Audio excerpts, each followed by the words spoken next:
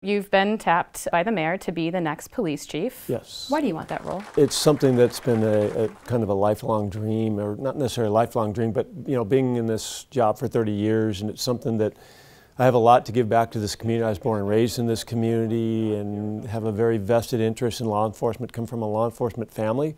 And I just feel like I can be the right person to work with the community to continue to drive our crime rates low. You're going to be replacing Shellie Zimmerman, if confirmed. How do you plan to distinguish yourself from her as chief? Well, the big thing right now is you look at our department, it's not broken. And so just to kind of expand and continue that path that we're doing, just really focusing on community policing, obviously priority one.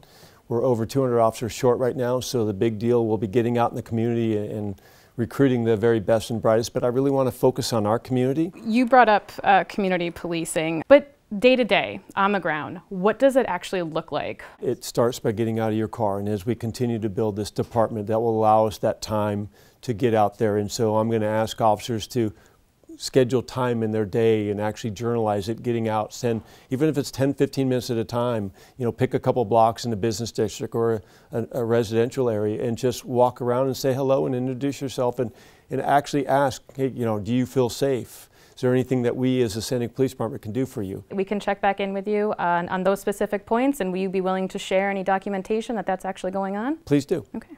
A report showed that Hispanic and Black drivers were searched more often than whites. Chief Zimmerman has responded that everyone has bias and said that the department has training to address that. But what actions will you take in response to the findings of the report? Because we know that the communities of color are still critical of some of the actions of the police department, even after Chief Zimmerman has responded to the report. A lot of it is training. It's the implicit bias, the non-biased policing, and the procedural justice.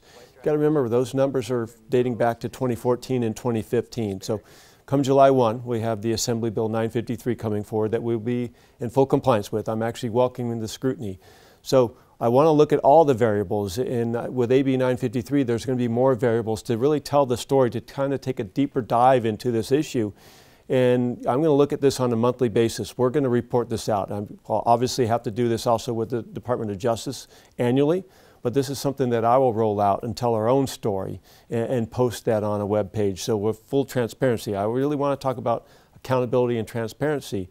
And when you take a look at into all those variables, I'm thinking a lot of this will be flushed out. And if it's not, we'll fix it. Throughout the selection process, which I understand you didn't have anything to do with how that went, but there was a number of community groups and legal groups concerned about the lack of transparency. And throughout the process, there were some changes that were actually made. But they recently issued, I printed it out, an open letter to you. Yes. I'm not sure if you saw this. I did. Can you tell me what actions you plan on taking in response to what they're asking? What I'd like to do is, there's, I believe, a meeting on the 12th that's going to be a community forum. I'm looking forward to sitting down with every single all the folks about this and hashing all this stuff out. A lot of their requests we already do. Some of the things like, they want to understand our training on de-escalation.